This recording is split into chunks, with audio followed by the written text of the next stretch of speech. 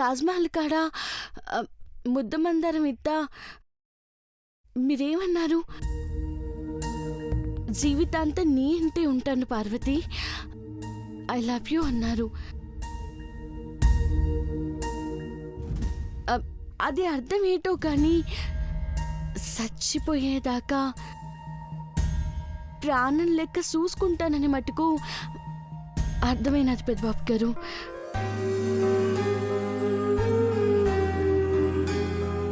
కంటికి రెప్పలా చూసుకునే మీరు ప్రేమిస్తున్నాను అన్నా అమ్మగారు ఒప్పుకోరన్న భయంతోనే ఇన్నాళ్ళు ఏం చెప్పకుండా ఒగ్గేమని చెప్పి తప్పించుకున్నాను పెద్దబాబు గారు. అయితే అయితే నీకు ఇప్పుడు అమ్మ అమ్మ మన ఇద్దరి ప్రేమను అర్థం చేసుకుని ఒప్పుకుంటుందని తెలిసింది కదా. ఇప్పుడు ఇప్పుడు చెప్పు పార్వతి, నన్ను నన్ను నన్ను ప్రేమిస్తున్నానని ఒక్క మాట చెప్పు పార్వతి, ప్లీజ్ ప్లీజ్ పార్వతి చెప్పు. ఐ లవ్ యూ పెద్దబాబు గారు, I love you Peddababu garu.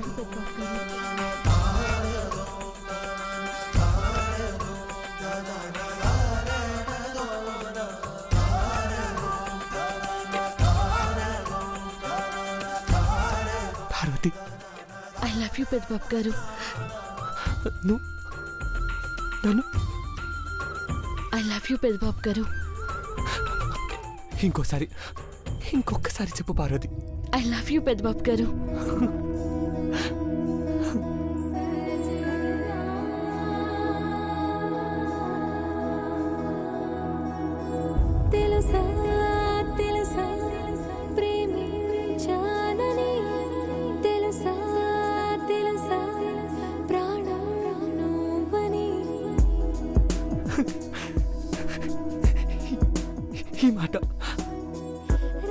ఈ మాట కోసం, ఈ మాట వినడం కోసమే నేను బతుకున్నాను Parvati. I love you too, I love you too Parvati, I love you too. ఎగిరే మబ్బులలోన పగలే వెన్నెల వాన, పలికే నవ్వుల వీణ, గుండెల్లో సాగే రాగాలేవో.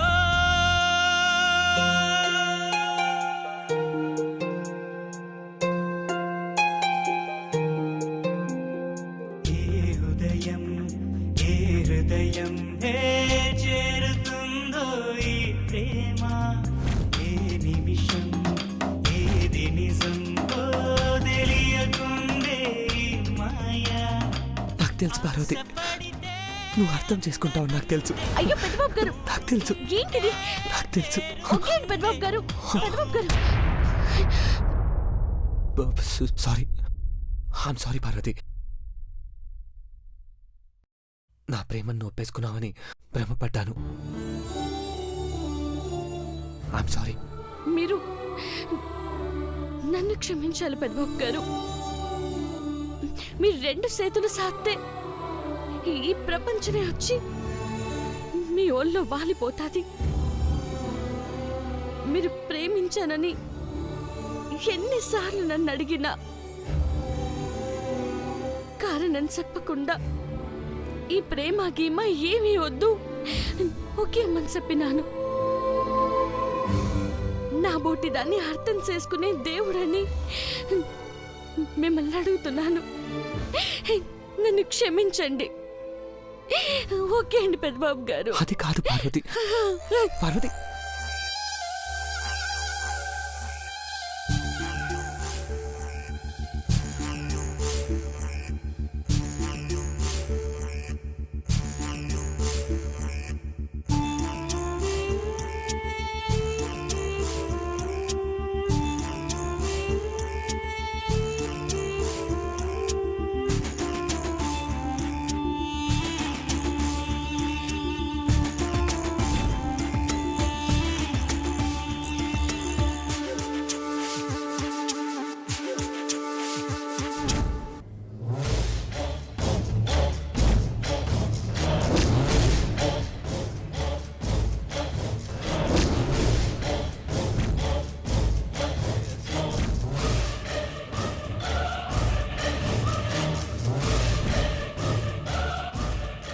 మేగోటి పార్వతి మనకి మేకై కూర్చుందంటే దాన్ని లేపేస్తానో ఎత్తేస్తానో కుదేస్తానని జబ్బలు చరుచుకుంటూ అరపేజీ డైలాగులు చెప్పావు. నీ ఊపు చూసి నిజంగానే అది మట్టి వినాయకుడిని చేసిన ఈ రోజే మట్టి కరుస్తుందని 4-5 డ్రీమ్ షాట్స్ ఊహించుకున్నాను కూడా. కానీ తీరా చూస్తే ఏమైంది? అందరి దృష్టిలో అది హీరోయిన్ అయిపోయింది.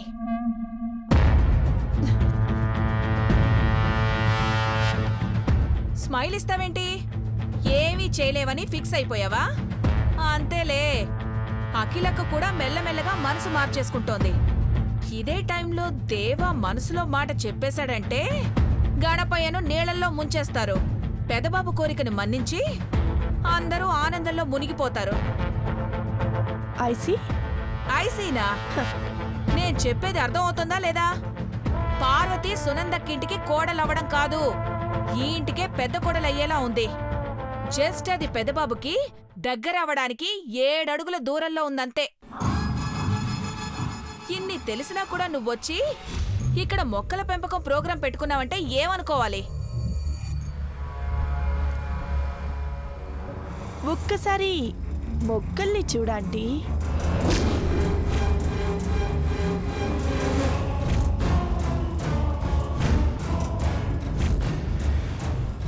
ఇదేంటి, మొక్కలన్నీ వాడిపోయిన తోటకూరల్లా వాలిపోయి మాడిపోయిన కూరల్లా తయారయ్యాయి?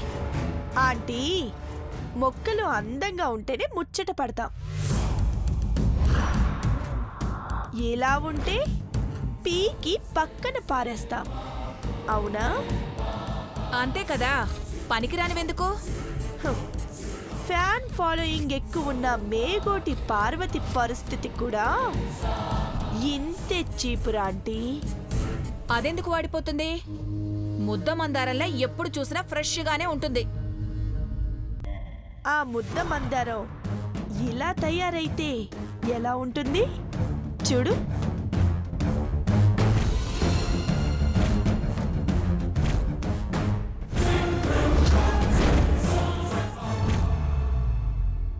ఇదేంటి ఇంత భయంకరంగా ఉంది? పచ్చటి మొక్కల్ని పనికిరాని మొక్కల్ని చేసిన నేను ఈ రంగు పార్వతి మొహం మీద చల్లి కురిపిగా మారుస్తాను. అప్పుడు అది అద్దంలో చూసుకోవడానికి భయపడాల్సి వస్తుంది. ఇక దేవానేం చూస్తుంది? దాని వంక కన్న తండ్రి హనుమంతు, తమ్ముడు గణేష్ తప్ప ఎవ్వరూ చూడలేరు. ఇక సునందాంటి కోడలుగా చేసుకుంటుందా?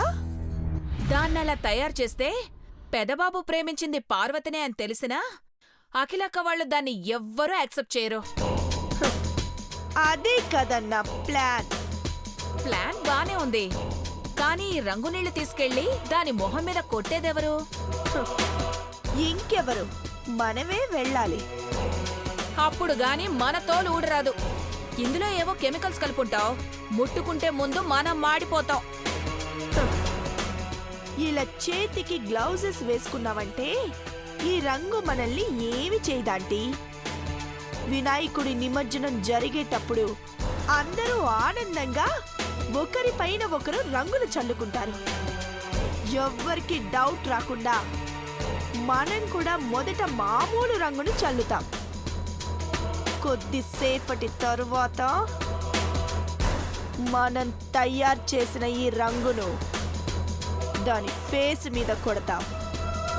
అది కెవ్వుమన్నా మొహం మారినా అందరూ రంగుల వల్ల రియాక్షన్ వచ్చిందని అనుకుంటారు. మనం హ్యాపీ, అది కురూపి. Yes.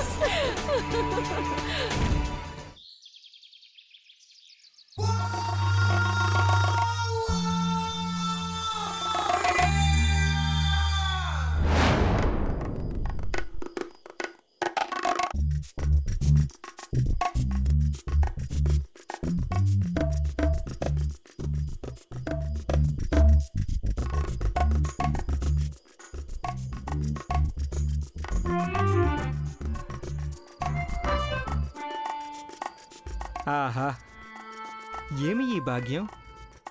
రుచి అలాగే ఉంది, నువ్వు కాళ్ళు పడుతుంటే హాయి కూడా అలాగే ఉంది. నీకు సేవ చేయడమే నా ధర్మం కదా మావా. అంతా తాయిత్ మహిమ. అంటే అది చెప్పకూడదు. చెప్పినచో మహాపాపం. తినిపించు. అలాగే. నిన్నటి వరకు నా బ్రతుకు ఎడారిలా ఉండేది, ఇప్పుడు గోదావరిలా ఉంది. ఎంతసేపు కుక్కుతావు? కాళ్ళు నొక్కు. అలాగే. నొక్కు నొక్కు. తాయిత్తు బాగా పనిచేస్తుంది. ఇప్పుడే ముద్దులతో మొదలుపెట్టి యుద్ధంతో ఎండవ్వాలి. Yes, do it.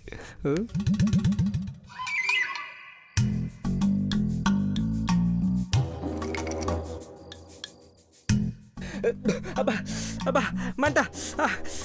ఏమైంది మావా? ఏమైంది? కారం కారం మంట, నిప్పు. అయితే ఉండు, నీళ్లు తీసుకొస్తాను. ఇది నీళ్లు తాగితే పోయేది కాదు, ముద్దు పెట్టాలి. ముద్దులు ముద్ర వేయాలి. కమాన్ కమాన్ కమాన్ డూ ఇట్. అలా చూద్దామేంటి, తొందరగా కానీ. అబ్బా ఒక్క నిమిషం ప్రాణనాథ.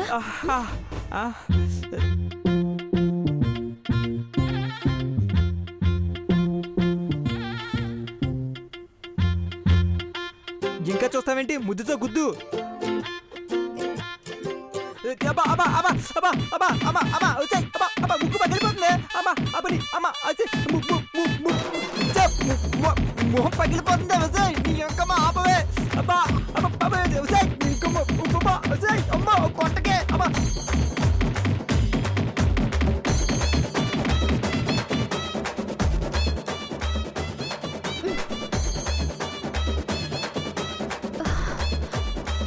నీ ఎంకమ్మ.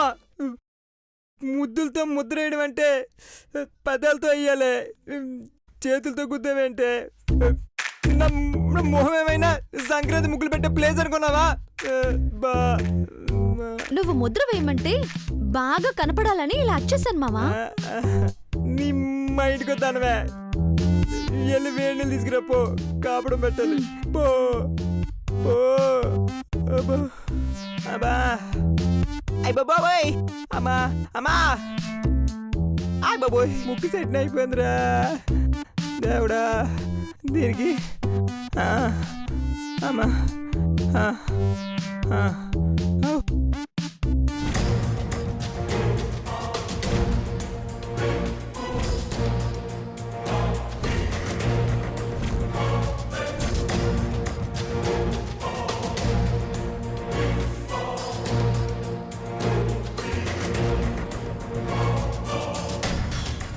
సిద్ధాంతి గారు, ఎన్ని ప్రయత్నాలు చేసినా మా పెద్ద కోడలెవరో తెలుసుకోలేకపోతున్నా. దేవా జాతకానికి సరిపోయిన జాతకాలున్న 5 మంది అమ్మాయిల్ని కూడా పిలిపించాం. వాళ్లల్లో మా కోడలెవరో మీరే తేల్చాలి. పెదబాబు చేత మట్టి గణపతిని చేస్తే అన్ని విఘ్నాలు తొలగిపోతాయి అనుకున్నాం. తన మనసులో ఉన్న అమ్మాయి రాకపోతే దేవ ప్రాణాలతో ఉండడు సిద్ధాంతి గారు.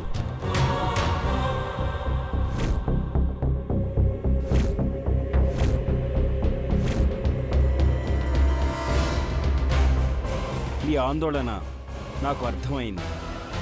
ఏ భయమూ అక్కర్లేదు. మూలా నక్షత్రంలో పుట్టిన 6 అమ్మాయిలు. సిద్ధాంతి గారు, 5 అమ్మాయిలే కదా. పని మనిషి పార్వతిని కూడా లెక్కలోకి తీసుకోవాలి శివశంకర్ గారు.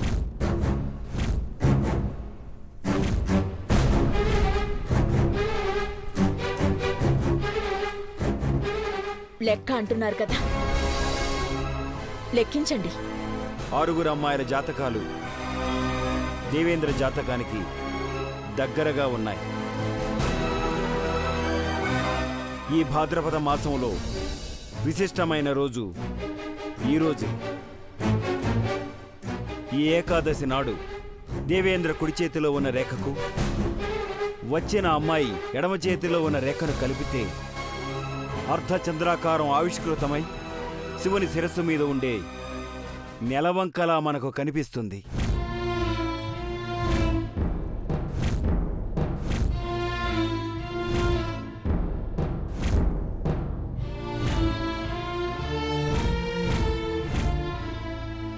అయితే వెంటనే వాళ్ళని పిలిపించి పరీక్షించండి సిద్ధాంత్ గారు.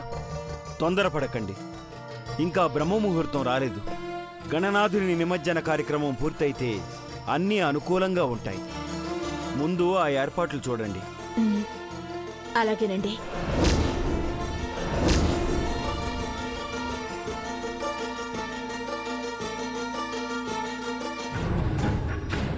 అరచేయి చూసుకుంటే లాభం లేదు. పార్వతి చెయ్యే మ్యాచ్ అవుతుంది. దాని చేతులు కురిపిగా మారి దాని మోహాన్ని కప్పుకోవడానికి ఉపయోగపడతాయి. కలర్స్ పట్టుకుని అడుగుతున్నావా? జాగ్రత్త, పద వెళ్దాం.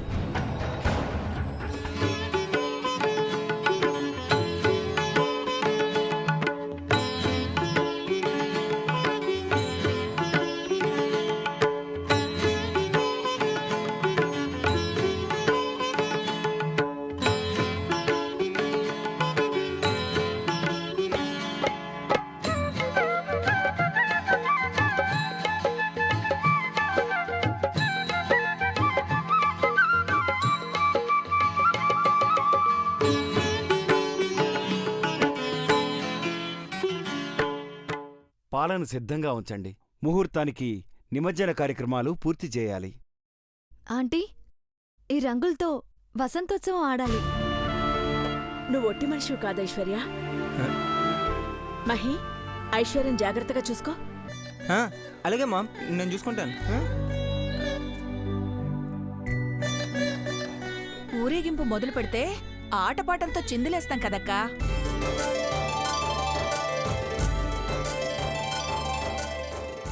ఐశ్వర్యం రెచ్చగొట్టాలని అలా మాట్లాడుకో. అమ్మా ఐశ్వర్య, వచ్చే వినాయక చవితికి నీ కొడుకుతో కలిసి వసంతోత్సవం ఆడతావు.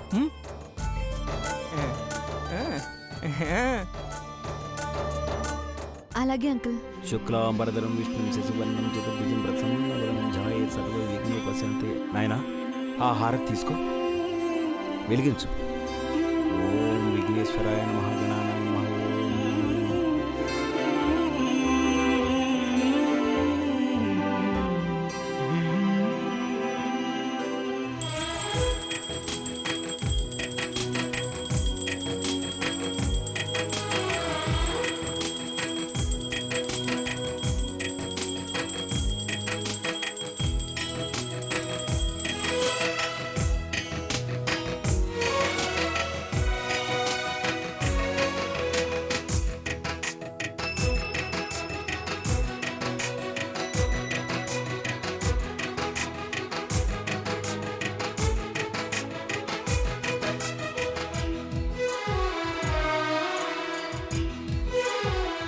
పెద్దబాబు ఎక్కడున్నాడు? ఇక్కడే ఉండాలి కదా. లేడే. పార్వతి, పెద్దబాబుని రమ్మని చెప్పు. వినాయకుడు ఊరేగింపు మొదలవుతుందని చెప్పు. అట్టకే గారు. రంగు రెడీగా ఉంచుకో అంటే. ఊరేగింపులో పార్వతి మొహం మారిపోతుంది, చూస్తూ ఉండు.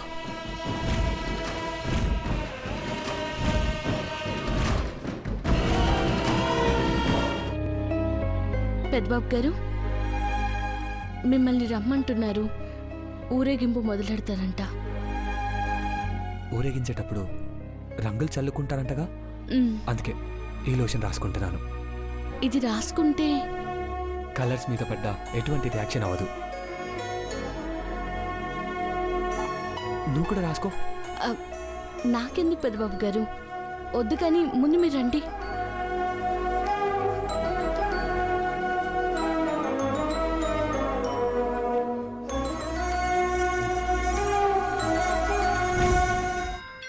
ఓం విఘ్నరాజాయ నమః, ఓం గణేశాయ నమః. హారతి అక్కడివ్వు. హారతి తీసుకోండి అన్న.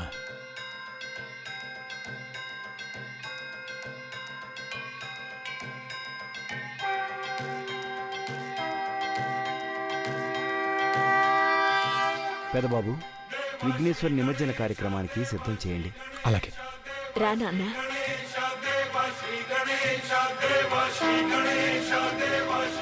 ఓం విఘ్నరాజ